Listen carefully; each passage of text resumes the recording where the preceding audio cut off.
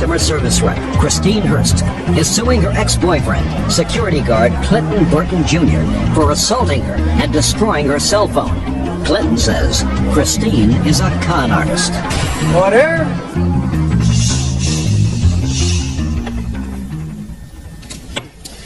This is case number 319 on the calendar, the matter of Hurst versus Burton. Thank you. You're welcome, Judge. Parties have been sworn in. You may be seated.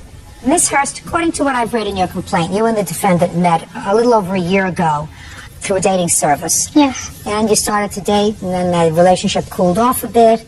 Recently, during this past summer, you decided to rejuvenate the relationship, and you contacted the defendant and began a series of telephone communications that ultimately led to some casual dating. Yes. So far, is that correct? That's correct. And then there was an evening in July, September? When was it? September 13th. That something happened that you're going to tell me about, because it is your claim that he assaulted you and broke a piece of your property at an evening that was supposed to be a pleasant evening at his home. Mr. Burton said he did no such thing.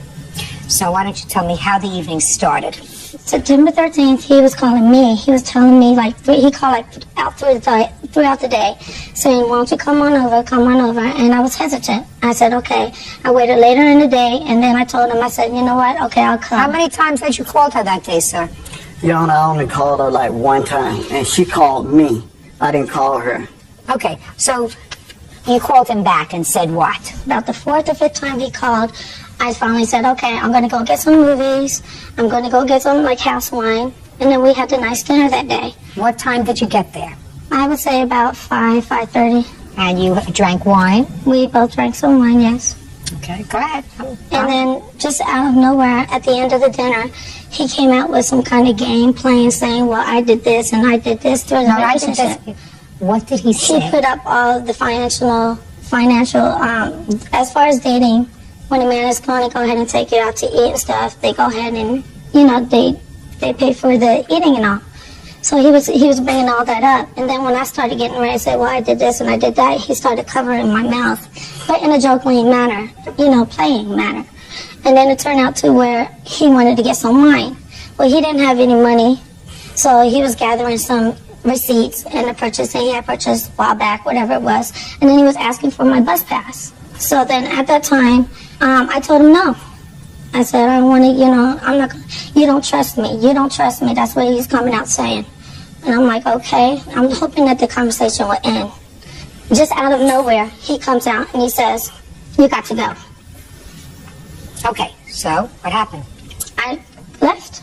I tried to pack up everything. He got mad when I was trying to get everything gathered up. I wasn't saying anything to him. I did say, do you have the rest of the money that you owe me so I can take the cab home? And then sure enough, he got madder and started pushing me, shoving me with his chest at me. And then as I was gathering everything, that's when he pushed me against the wall, and the wall cracked behind me in the dining room, yes. And then I stepped back after I got pushed, and I waited for him. He just kept calling B word to me with a disgusting look, scary look, I might add, and just kept saying it. Yes, I was really frightened, and I just stepped out, and I'm against the wall, and that's when he pushed me again, trying to take my cell phone. The second time, he got it, and then he threw it as I was trying to call the police. What'd you call the police for? Because of the abuse that he was doing. He was pushing me and hurting me. He didn't have no right to put his hands on me at all. And I'm waiting for you. Let's hear. First of all, Your Honor, everything she just said is she's lying. Just tell me your version of the events, Mr. Burton.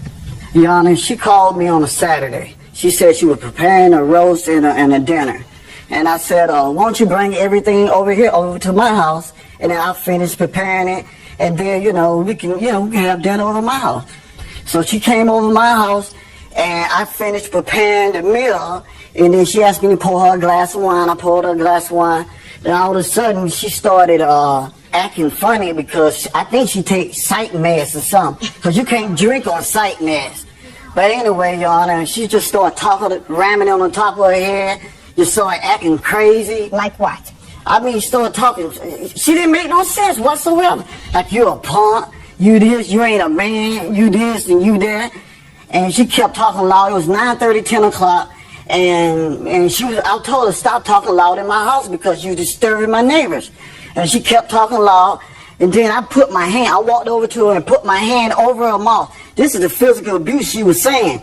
So I said, maybe if I just walk away from her, maybe she'll stop. And so I went into the restroom, Your Honor, you know, and I went into the restroom and used the restroom and washed my hand. I heard a scream. And so I came back out, and Your Honor, she told me, I said, what are you screaming for? She told me she had saw a leprechaun run through the living room. I went over there, I said, you got to go. So she went over there and got her stuff, and she kept saying, hit me, hit me. She was doing like, hit me, hit me, hit me. You know, hit me, hit me, hit me. I didn't know what was going on.